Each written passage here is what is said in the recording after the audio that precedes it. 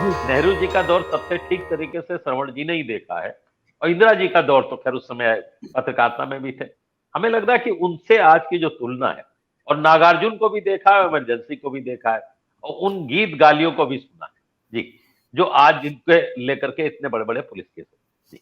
नहीं, मैं कोई अतीत की बात नहीं करना चाहता। मैं केवल जो वर्तमान है उसके बारे में दो एक बातें कहना चाहता हूँ। ये कांग्रेस को चुनौती है। रायपुर अधिवेशन के पहले बहुत बड़ी चुनौती है। हवाई जहाज के अंदर पहुंचकर पुलिस का पवन खेड़ा को उतारना और फिर असम पुलिस के हवाले करना, अगर सुप्रीम कोर्ट मदद नहीं करती तो पवन खेड़ा इस समय कहाँ होते हम कह नहीं सकते। ये एक सरकार की ओर से आप अगर गौर करें कि रायपुर के ठीक पहले इस तरह का कदम, ये गिरफ्तारी या इस तरह का मामला रायपुर की कांग्रेस की बैठक के बाद भी हो सकता था, या पवन खेड़ा जब बैठने जा रहे हैं उसके पहले भी हो सकता था। ये जो ड्रामा क्रिएट किया गया, ये एक मैसेज देने के लिए किया गया।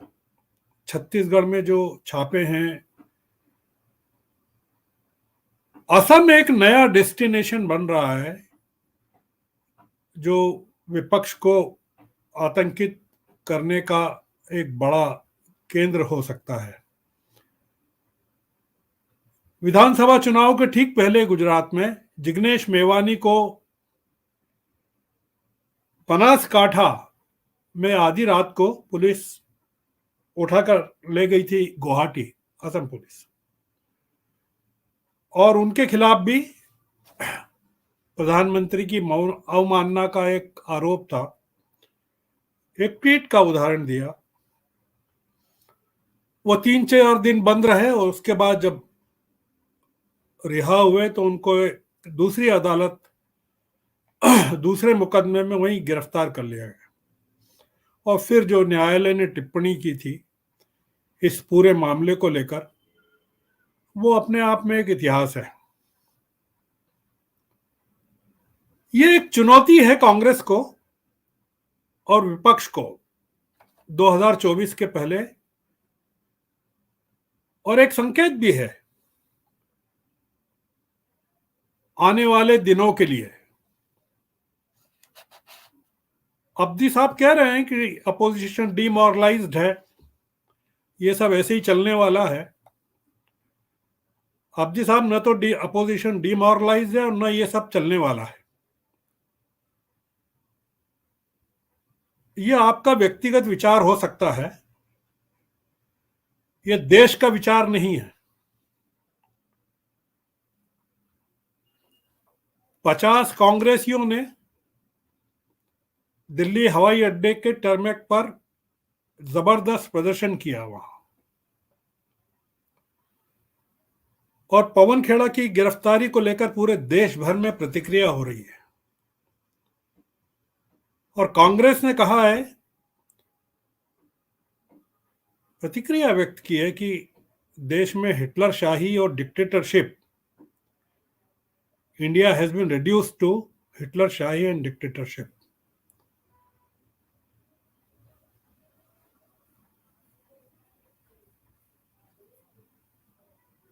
यह मामला कोई साधारण मामला नहीं है,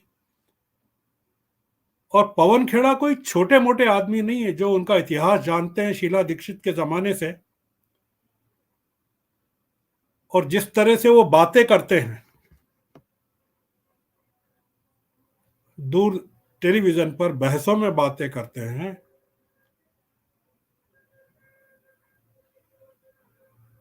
ये अपोजिशन के लिए इसकी नोंद लेने का समय है कि ये चल क्या रहा है। और आगे आने वाले दिनों में 2024 तक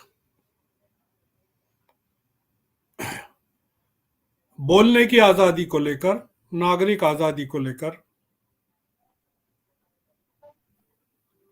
क्या हो सकता है और क्या क्या हो सकता है, ये उसकी तरफ इशारा है। नेहा सिंह के खिलाफ कार्रवाई उत्तर प्रदेश और बिहार में अभिव्यक्ति की आजादी को लेकर किस तरह की कार्रवाई की जा सकती है एक महिला के खिलाफ, एक लोक गायिका के खिलाफ, उसका संकेत देती है। मैं घटना में नहीं जाना चाहता कि किस तरह से घटना हुई, हवाई अड्डे पर क्या हुआ क्या नहीं हुआ।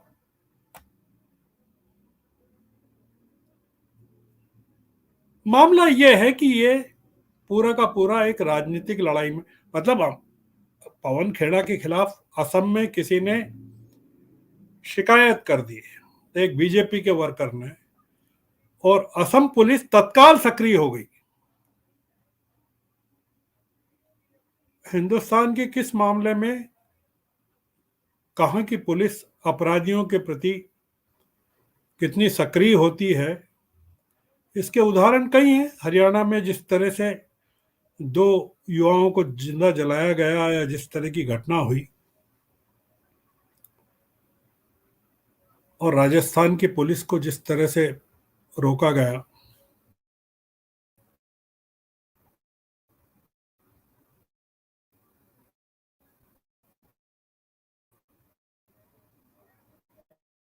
ये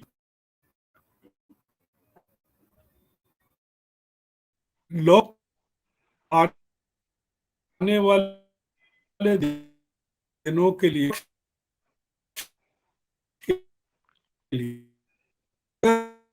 कुछ नहीं कर पाता है तो आप मानिए कि इस तरह की घटनाएं और होंगी। ये कोई एकेडमिक मामला नहीं है कि कोई उन्होंने कुछ कहा।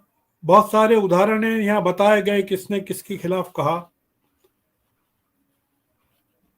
गांधी परिवार के खिलाफ रोज किस तरह से क्या कहा जाता है, कौन कौन क्या कहता है। पवन खेड़ा को लेकर आज के आप ट्वीट पढ़ लीजिए, आपको समझ में आ जाएगी कि किस तरह से सोनिया गांधी के परिवार के खिलाफ किस तरह की गंदी टिप्पणियां की गई। कोई कार्रवाई नहीं होने वाली है। भारतीय जनता पार्टी के सांसद जिस तरह की बातें करते हैं एक दूसरे समुदाय के प्रति, इसमें कहा गया कि इससे सांप्रदायिक सौहार्द, और अदालत ने पूछा कि बताइए इससे सांप्रदायिक सौहार्द कैसे खराब हो रहा है। तो ये एक मामला बहुत अलग किस्म का है और इसको आप खारिज नहीं कर सकते कि ये एक संकेत है।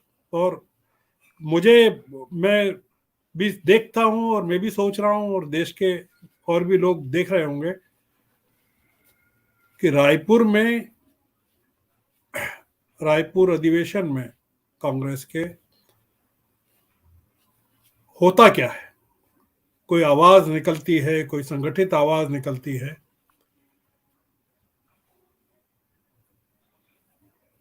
इसको लेकर कुछ बात बनती है।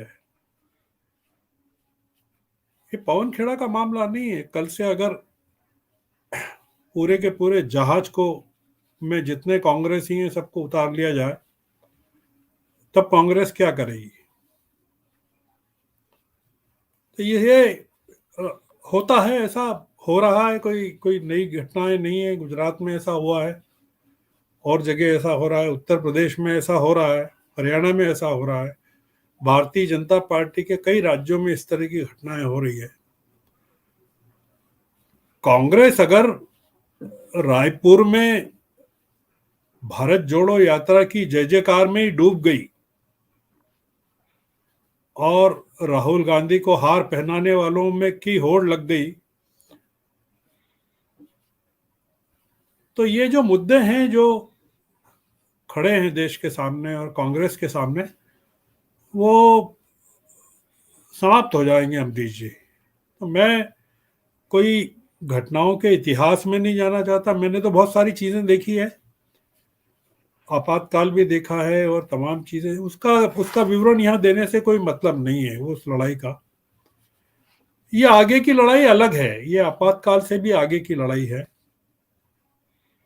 आपातकाल तो डिक्लेयर्ड था,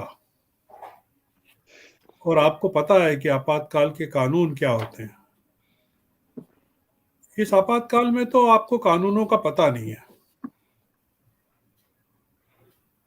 और मैं बिल्कुल मानने को तैयार नहीं हूं कि ये सब ऐसे ही चलने वाला है। ये बड़ा डिमोरलाइजिंग है कि कहा जाए कि ये तो ऐसे ही चलने वाला है सब कुछ। अगर ऐसे ही चलने वाला है तो हम लोगों को बहस भी बंद कर देना चाहिए। किस बात की बहस कर रहे हैं? हम लोगों को बात ये करना चाहिए कि ऐसा नहीं चलना चाहिए, और जो चल रहा है वो गलत चल रहा है।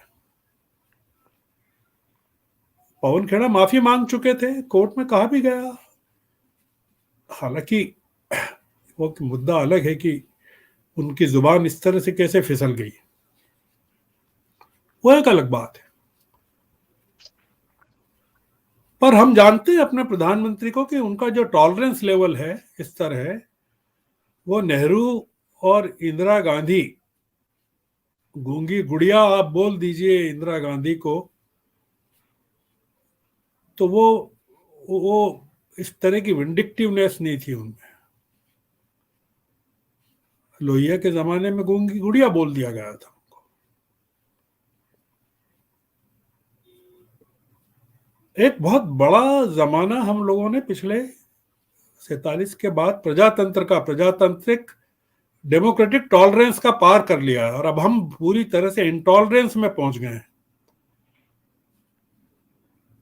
तो इस सरकार की जो का मामला है वो अलग है। वो मनमोहन सिंह को कुछ भी बोल देते थे, मैंने सुना है। आप सोचिए तो सही, आप कि किस जगह से निकल के कहां पहुंचे हैं, जी। और हम इसको भी स्वीकार करने को तैयार हैं कि हाँ ये सब तो चलेगा, हम क्या कर लेंगे। अगर हम कुछ नहीं कर सकते तो हमारे होने का कोई मतलब ही नहीं है।